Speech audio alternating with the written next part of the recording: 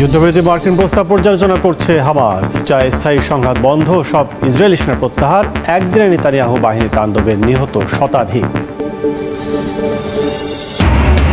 আইএই এর সঙ্গে ইরান সম্পর্ক স্থগিত করায় তীব্র নিন্দা যুক্তরাষ্ট্রের, সমঝোতা বাদ দিয়ে উল্টো পথে হাঁটার অভিযোগ। বোমা মেরে পরমাণু শিল্প ধ্বংস করা যাবে না, সাফ জবাব তেহরানের।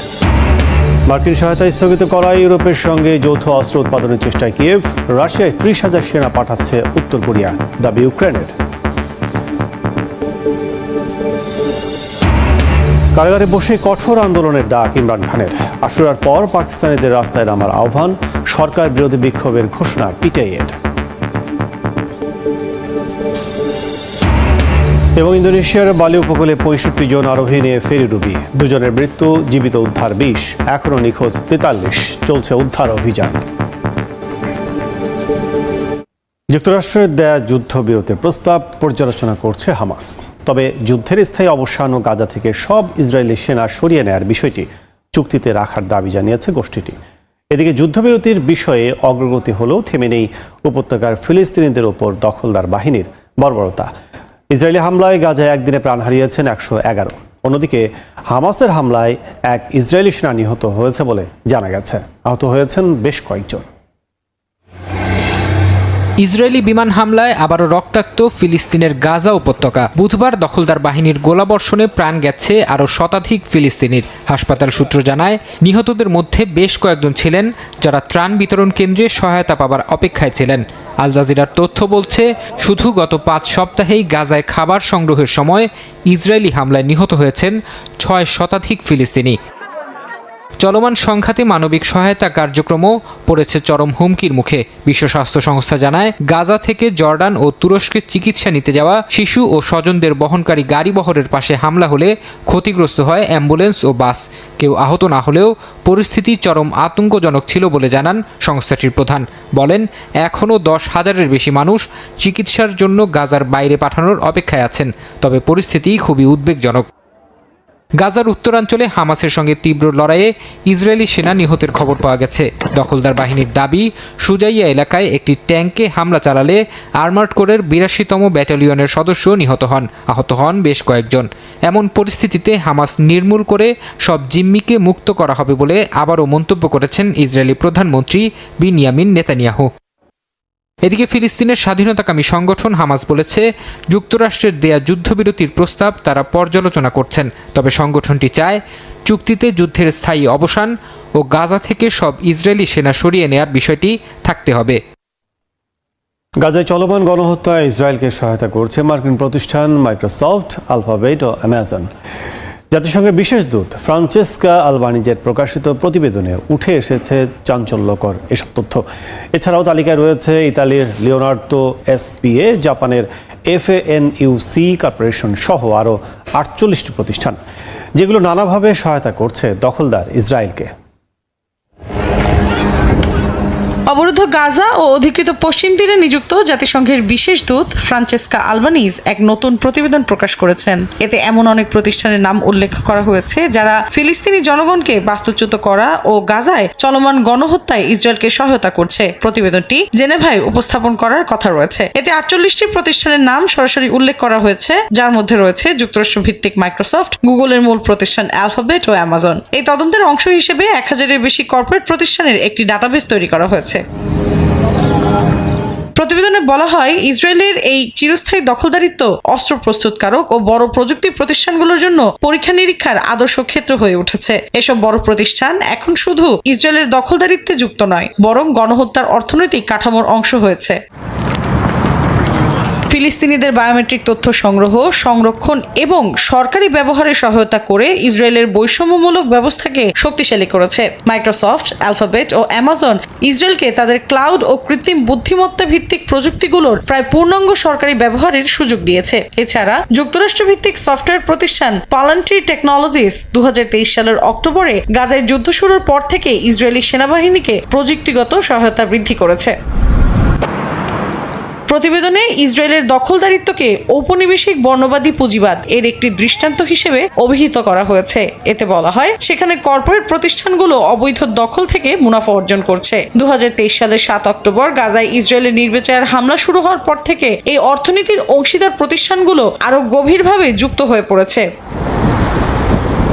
প্রতিবেদনে আরো বলা হয়, কর্পোরেট প্রতিষ্ঠানগুলোর দায়িত্ব রয়েছে মানবাধিকার লঙ্ঘন থেকে বিরত থাকার, সেটা সরাসরি হোক বা তাদের ব্যবসায়িক সম্পর্কের মাধ্যমে। সরবরাহ চেইনে কোনো মানবাধিকার লঙ্ঘনের ঝুঁকি রয়েছে কিনা তা প্রতিষ্ঠানগুলোকে অবশ্যই যাচাই করতে হবে। ব্যর্থ হলে তা অপরাধমূলক দায় সৃষ্টি করতে পারে। প্রতিবেদনের প্রতিষ্ঠানগুলোর প্রতি আহ্বান জানিয়ে বলা হয়েছে, তারা যেন অবিলম্বে ইসরায়েলের অবৈধ দখলের সঙ্গে যুক্ত কার্যক্রম থেকে বিনিয়োগ প্রত্যাহার করে।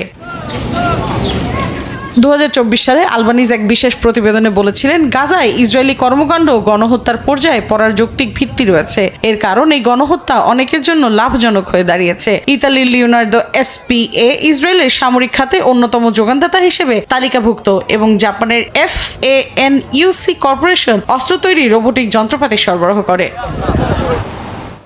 দক্ষিণ ইউরোপে ভয়াবহ দাবানলে জ্বলছে একের পর এক দেশ। স্পেন, তুরস্ক, গ্রিসের উপকূলীয় এলাকায় ভয়াবহভাবে দাবানল ছড়িয়ে পড়েছে। স্পেনে এখন পর্যন্ত 2 জনের মৃত্যুর খবর নিশ্চিত করেছে কর্তৃপক্ষ। তুরস্কে ঘরবাড়ি ছেড়ে পালাতে বাধ্য হয়েছেন 50,000-এর বেশি বাসিন্দা। ভয়াবহ এই দাবানলের জন্য জলবায়ু পরিবর্তনের প্রভাবকে দায়ী করছেন পরিবেশ বিজ্ঞানীরা। রাতের আধারে আকাশ জুড়ে লাল আগুনের ঝলকানি। তুরস্কে চলমান দাবানল বুধবার দেশটির পশ্চিমাঞ্চলের ইজমির প্রদেশের চেশমে শহরেও ছড়িয়ে পড়ে। আকাশপথে ধারণকৃত দৃশ্যে দেখা যায় আগুন আবাসিক এলাকায় প্রবেশ করেছে। ধোঁয়ায় ঢেকে গেছে পাহাড়ি অঞ্চল। তুরস্কের দুর্যোগ ব্যবস্থাপনা সংস্থা জানায়, শুধু ইজমির অঞ্চল থেকেই সরিয়ে নেওয়া হয়েছে 42,000 মানুষকে। ঘন্টায় 60 কিলোমিটার বেগের প্রবল বাতাস দমকল বাহিনীর কাজ ব্যাহত করছে। চেশমের সঙ্গে ইজমিরের সংযোগকারী মহাসড়ক পর্যন্ত ছড়িয়ে পড়ে আগুন। বন্ধ করে দেওয়া হয় যান চলাচল। এদিকে স্পেনের উত্তর পূর্বাঞ্চলের কাতালোনিয়া এলাকায় একরের পর একর জমি আগুনে পুড়ছে। স্থানীয় সময় মঙ্গলবার রাতে ছড়িয়ে পড়া আগুন তৈরি করে বিশাল ধোঁয়ার কুণ্ডলী, যার উচ্চতা পৌঁছায় 45,000 ফুট পর্যন্ত।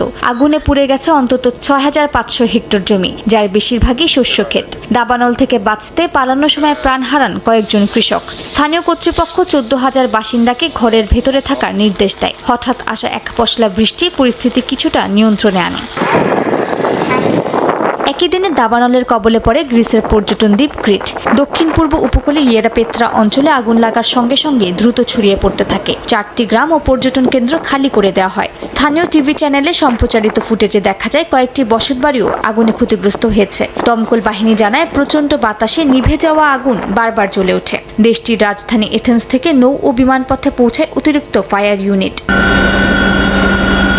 ভয়াবহ এই দাবানলের পেছনে বিজ্ঞানীরা জলবায়ু পরিবর্তনকে দায়ী করছেন। ইউরোপ জুড়ে গ্রীষ্মকালে বাড়তে থাকা তাপমাত্রা এবং দীর্ঘস্থায়ী খরায় বারবার ভয়ঙ্কর রূপ নিচ্ছে দাবানল। বিশেষজ্ঞরা বলছেন, এই প্রবণতা অব্যাহত থাকলে সামনে আরও ভয়াবহ পরিস্থিতির আশঙ্কা রয়েছে। যুক্তরাষ্ট্রের ক্যালিফোর্নিয়ার উত্তরাঞ্চলের একটি আতশবাজির গুদামে ভয়াবহ বিস্ফোরণ হয়েছে। স্থানীয় সময় মঙ্গলবার এই ঘটনা ঘটে। পুলিশ জানায়, আতশবাজির গুদামের সংরক্ষণাগার থেকেই আগুনের সূত্রপাত ঘটে। বিস্ফোরণের পরপরই আশপাশে 1 মাইল এলাকার মধ্যে থাকা বাসিন্দাদের জরুরিভাবে সরিয়ে নেওয়ার নির্দেশ দেয় সংশ্লিষ্ট কর্তৃপক্ষ, যে কারণে স্পার্টো ও মেডিসন এলাকার বহু বাসিন্দাকে নিরাপদ স্থানে সরিয়ে নেওয়া হয়। স্পার্টো ফায়ার প্রোটেকশন ডিস্ট্রিক্টের তথ্য অনুযায়ী বিস্ফোরণের কারণে 80 একর জমিতে আগুন ছড়িয়ে পড়ে। তৃতীয় দফার ভোটে 56% সমর্থক নিয়ে নিউ ইয়র্ক সিটি ডেমোক্রেটিক পার্টির মেয়র প্রার্থী হিসেবে আনুষ্ঠানিক স্বীকৃতি পেয়েছেন জোহরান মামদানি। একদিকে যখন বর্তমান মেয়র এরিক অ্যাডামস দুর্নীতির দায়ে সমালোচনার বারে বিদ্ধ, তখন র্যাঙ্ক চয়েস ভোটের মাধ্যমে মামদানির এই বিজয় ডেমোক্রেটিক ভোট ব্যাংক ফিরিয়ে আনবে বলে ধারণা বিশ্লেষকদের। স্থানীয় সময় মঙ্গলবার নিউ ইয়র্ক সিটির নির্বাচন বোর্ড নিশ্চিত করে মেয়র পদে ডেমোক্রেটিক দলের প্রার্থী হচ্ছেন জোহরান মামদানি। তৃতীয় ধাপের র্যাঙ্ক চয়েস ভোটে তিনি পেয়েছেন 56% সমর্থন, যা নিশ্চিত করে তার দলীয় মনোনয়ন। এই পদ্ধতিতে ভোটাররা 5 জন প্রার্থীকে পছন্দের ক্রমানুসারে ভোট দেন। ধাপে ধাপে সবচেয়ে কম ভোট পাওয়া প্রার্থী বাদ পড়ে যান। 2021 সাল থেকে নিউ ইয়র্কে এই পদ্ধতি চালু হয়, যেখানে তৃতীয় ধাপে পৌঁছে জয় পেতে প্রার্থীকে পেতে হয় 50%-এর বেশি ভোট। জোহরানের এই অভাবনীয় অগ্রগতি সকলকে চমকে দিয়েছে। ভারতীয় বংশোদ্ভূত, মুসলিম এবং গণতন্ত্রপন্থী হিসেবে পরিচিত ৩৩ বছর বয়সী মামদানি নিউ ইয়র্ক স্টেট অ্যাসেম্বলির অপেক্ষাকৃত নতুন মুখ।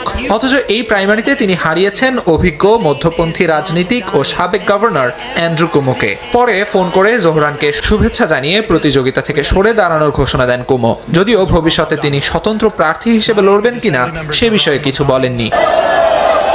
এদিকে বর্তমান মেয়র এরিক অ্যাডামস এবার স্বতন্ত্র প্রার্থী হিসেবে মাঠে নামছেন। তার বিরুদ্ধে একটি দুর্নীতি মামলার অভিযোগপত্র দেয়া হলেও বিচার বিভাগ তা খারিজ করে। এরপরই তিনি দল থেকে সরে দাঁড়ান। এতে এবারের মেয়র নির্বাচনে প্রধান লড়াইটি হতে যাচ্ছে জোহরান বনাম অ্যাডামস, যেখানে রক্ষণশীলদের সমর্থন পেতে মাঠে থাকবেন রিপাবলিকান কার্টিস লিওয়া এবং আরেক স্বতন্ত্র প্রার্থী অ্যাটর্নি জিম ওয়ালডেন। তবে জোহরানের বিজয়ে ডেমোক্রেটিক দলের ভেতরেই দেখা দিয়েছে অস্বস্তি। অনেকেই মনে করছেন তার বাম ঘেঁষা অবস্থান রিপাবলিকানদের হাতে শক্তিশালী অস্ত্র তুলে দিতে পারে। অভিবাসন নীতিতে তার অবস্থান ঘিরেও চলছে বিতর্ক। নির্বাচিত হয়ে অভিবাসীদের গ্রেফতারে বাধা দিলে মামদানিকে গ্রেফতার করা হবে বলে হুমকি দিয়ে ট্রাম্প জানান যুক্তরাষ্ট্রে কমিউনিস্টের জায়গা নেই। তবে নিজের অবস্থানে এখনো অনড় মামদানি, জানান শহর পরিচালনায় মানবিক মূল্যবোধকেই অগ্রাধিকার দেবেন তিনি। উত্তরসূরি নির্বাচনে অন্য কারো হস্তক্ষেপ মেনে নেওয়া হবে না বলে জানিয়েছেন ভারতে নির্বাসিত তিব্বতের আধ্যাত্মিক নেতা দালাই লামা। সেই সঙ্গে নিশ্চিত করে বলেছেন তার মৃত্যুর পর একজন উত্তরসূরি থাকবে। এদিকে চীনের পররাষ্ট্র মন্ত্রণালয়ের মুখপাত্র বলেছেন দালাই লামার উত্তরসূরি ঠিক করতে হলে ঐতিহ্যবাহী পদ্ধতি অনুসরণ করতে হবে।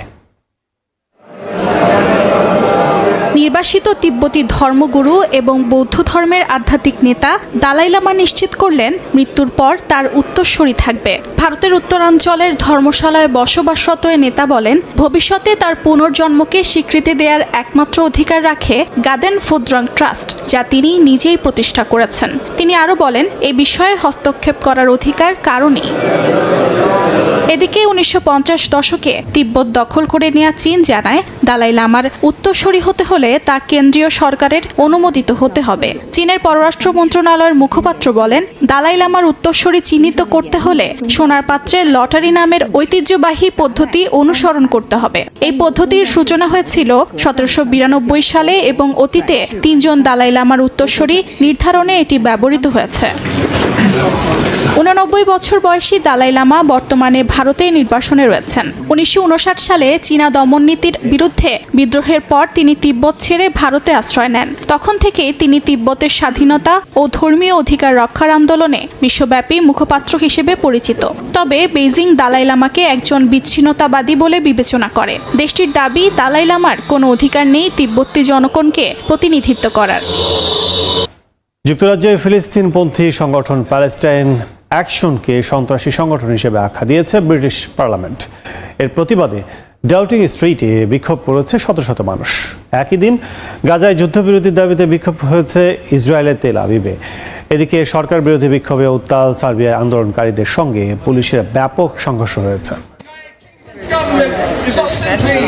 প্যালেস্টাইন অ্যাকশন সংগঠনটিকে অনেকেই ডাইরেক্ট অ্যাকশন মুভমেন্ট হিসেবে পরিচয় দিয়ে থাকে। এই সংগঠনটি মূলত যুক্তরাজ্যের ইসরায়েল সমর্থিত প্রতিরক্ষা প্রতিষ্ঠানগুলোর বিরুদ্ধে বিক্ষোভ চালিয়ে আসছে। স্থানীয় সময় বুধবার যুক্তরাজ্যের পার্লামেন্টে ভোটাভুটির মাধ্যমে ফিলিস্তিনপন্থী আন্দোলনকারী এই সংগঠনকে সন্ত্রাসী সংগঠন হিসেবে নিষিদ্ধ ঘোষণা করা হয়। সরকার জানায়, সাম্প্রতিক সময়ে এই গোষ্ঠীর কর্মীরা একটি সামরিক ঘাঁটিতে প্রবেশ করে 2টি বিমান ক্ষতিগ্রস্ত করে। এই কারণেই তারা আইনের আওতায় পড়ে। নিষিদ্ধ ঘোষণার ফলে এখন থেকে সংগঠনটির সদস্য হওয়া কিংবা প্রকাশ্যে সমর্থন করাও আইনত দণ্ডনীয় অপরাধ।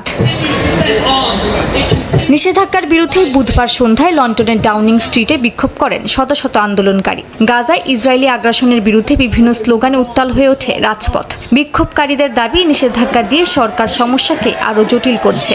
গাজায় গণহত্যা বন্ধ না হওয়া পর্যন্ত আন্দোলন চালিয়ে যাওয়ার ঘোষণা দেন তারা। আমাদের বাক স্বাধীনতা থাকা একান্ত প্রয়োজন। গণহত্যার বিরুদ্ধে আওয়াজ তোলার স্বাধীনতাও থাকা উচিত। ইসরায়েলের আগ্রাসনের বিরুদ্ধে দাঁড়ালেই সন্ত্রাসী হয়ে যেতে হবে, বিষয়টি আমার বোধগম্যের বাইরে। একই সময় ইসরায়েলের তেল আবিবে নিজেদের প্রিয়জনদের মুক্তির দাবিতে বিক্ষোভ করেন বন্দী পরিবারের সদস্যরা। যুদ্ধবিরতির দাবি জানিয়ে তারা বলেন, গাজার যুদ্ধ বন্ধ না হওয়া পর্যন্ত স্থায়ী শান্তি সম্ভব নয়। RPGs stop firing. আমাদের প্রধানমন্ত্রী আগামী সপ্তাহে যুক্তরাষ্ট্র সফরের একটাই উদ্দেশ্য হওয়া উচিত, আর তা হলো যুদ্ধবিরতি ও বন্দীদের ফিরিয়ে আনা।